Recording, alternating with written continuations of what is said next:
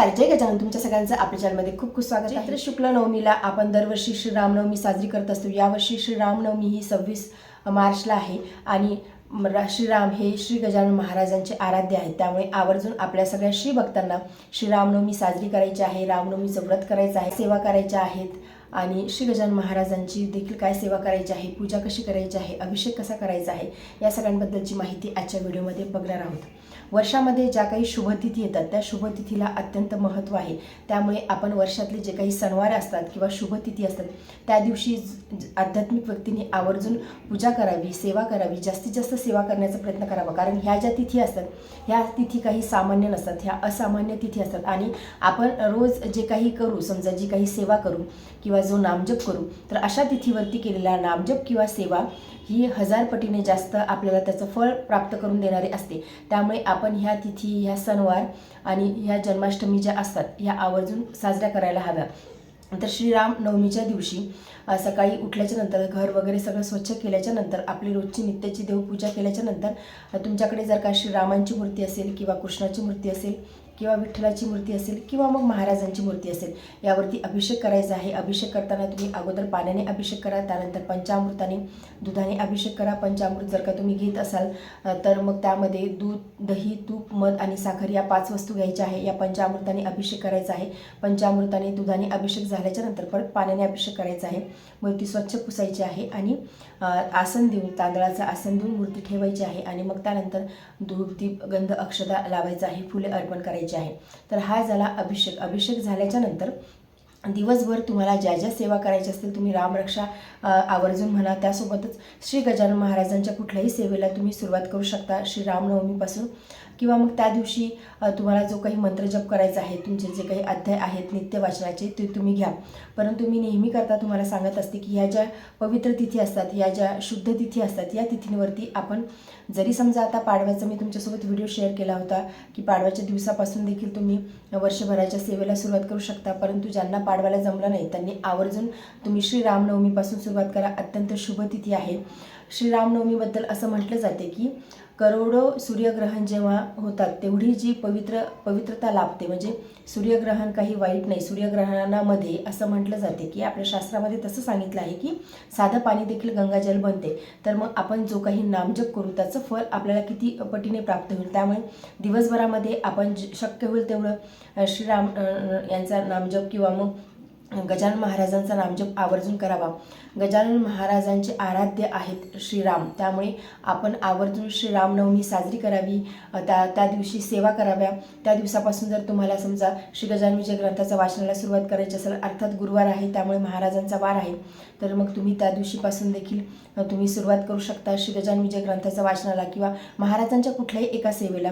स्तोत्र असेल, बावन्नी असेल किंवा अष्टक असेल किंवा महाराजांचा तारक मंत्र असेल किंवा मग श्री गजानन महाराजांचा नामजप असेल, मग तो लिखित असो किंवा माळीवरती असो किंवा चालता बोलता असो, या कुठल्याही सेवेला तुम्ही यापैकी एका सेवेला तुम्ही सुरुवात करू शकता. जास्तीत जास्त प्रयत्न करा की म्हणजे वर्षभर आपल्याला सेवा करायची आहे असा तुम्ही संकल्प घ्या. आणि संकल्प म्हणजे वर्षभर सेवा करायचा आहे तुम्ही असा संकल्प बोलू शकता किंवा मग कुठल्या तरी इच्छापूर्तीसाठी देखील तुम्ही संकल्प घेऊ शकता की या श्रीरामनवमीपासून तर पुढच्या श्रीरामनवमीपर्यंत मी संकल्प घेत आहे आणि संकल्प घेऊनच मी पूजा म्हणजे संकल्प घेऊनच मी कुठली तरी एक सेवा पूर्ण करणार आहे. तुम्ही गुरुवारचं व्रत 21 गुरुवारच्या व्रताला देखील श्रीरामनवमीपासून सुरुवात करू शकता. अर्थात गुरुवार आहे तर त्या दिवशी तुम्ही पूजेची मांडणी करून तुम्ही सुरुवात करू शकता. म्हणजे अत्यंत शुभ तिथी आहे. या तिथीला आपल्याला विचार करायची गरज नाही.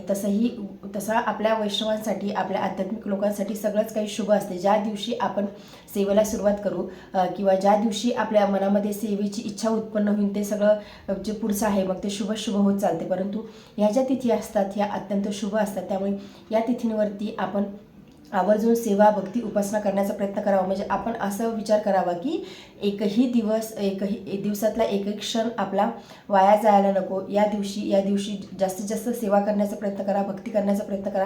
रामनवमीच्या दिवशी आपण ज्या काही सेवा उपासना करू त्याचं जे काही फल आहे ते आपल्याला हजारो पटीने, लाखो पटीने लाभत असते. का संकल्प घ्यायचा असेल कुठल्या तरी इच्छापूर्तीसाठी तर तुम्ही संकल्पयुक्त देखील तुम्ही सेवा करू शकता की या श्रीरामनवमीपासून तर पुढच्या वर्षीच्या श्रीरामनवमीपर्यंत संकल्प बोलून कुठली जी तुमची तुमची जी इच्छा असेल त्यापर्यंत तुम्ही सेवा करू शकता। जी म्हणजे सेवा तुम्हाला आवडेल ती, मग श्री गजानन विजय ग्रंथाचं वाचन असो किंवा नामजप असो किंवा मग 52 स्तोत्राचं वाचन असो किंवा अष्टकाचं वाचन असो, तुम्हाला जे आवडेल लिखित नामजप किंवा माळीवरती नामजप यापैकी तुम्ही कुठल्याही एका सेवेला सुरुवात करा। किंवा समजा आता ज्यांचं नेहमी होणार नाही, समजा रोज करणं होणार नाही, वर्किंग आहेत, मेल असो किंवा फिमेल असो ते वर्किंग आहेत, मग त्यांनी ॲटलिस्ट दर गुरुवारी तरी सेवा करण्याचा प्रयत्न करा।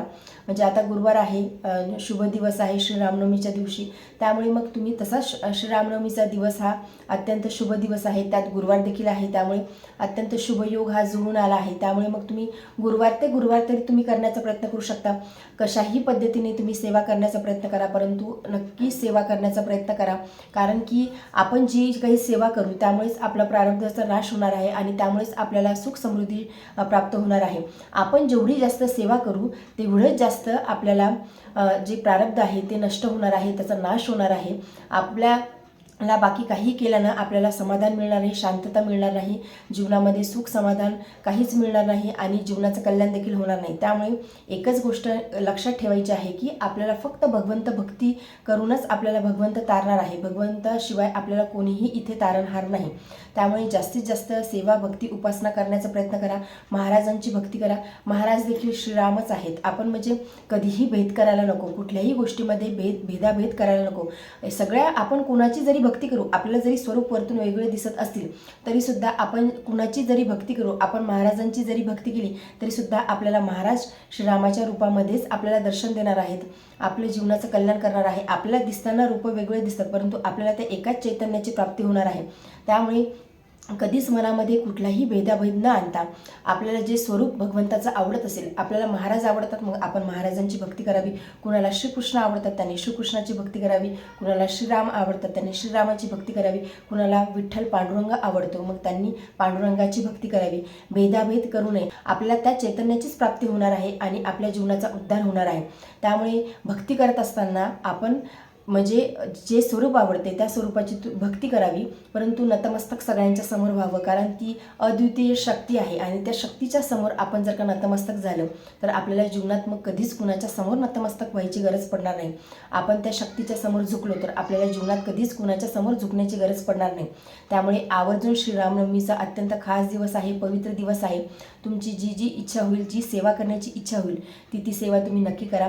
तुमची इच्छापूर्तीसाठी कुठली तुम्हाला सेवा करायची तर इच्छापूर्तीसाठीचा संकल्प बोलून तुम्ही सेवा करा। संकल्प कसा बोलायचा आहे ऑलरेडी मी व्हिडिओ तुमच्यासोबत शेअर केला आहे, तो तुम्ही बघून मग तुम्ही तसा संकल्प बोलून तुम्ही श्रीरामनवमीपासून तुमच्या सेवेला सुरुवात करू शकता। त्यामध्ये फूल घ्यायचं आहे, अक्षता घ्यायच्या आहेत, हळदी कुंकू घ्यायचं आहे आणि पळीने 2 पळी पाणी आपल्या हातावरती टाकायचं आहे। आपलं नाव सांगायचं, आपलं गोत्र सांगायचं आहे, नाव सांगायचं आहे आणि आपण कुठल्या इच्छापूर्तीसाठी संकल्प करत आहोत ती इच्छा बोलून दाखवायची आहे, किती दिवसाचा संकल्प करत आहोत ते बोलून दाखवायचं आहे आणि काय सेवा करणार आहोत ते बोलायचं आहे। आणि त्यानंतर आपल्या हातातलं पाणी एका ताटामध्ये किंवा तामणामध्ये सोडून द्यायचं आहे। हे पाणी जे आहे हे तुळशीला सोडून बाकी इतरत्र तुम्ही कुठेही टाकू शकता, म्हणजे कुठल्याही झाडाला तुम्ही टाकायचं आहे। आपल्या पायाखाली येणार नाही, फक्त एवढी काळजी घ्यायची आहे। अत्यंत साध्या सोप्या पद्धतीने महाराजांच्या समोर संकल्प बोलायचा आहे आणि आपल्या सेवेला सुरुवात करायची आहे।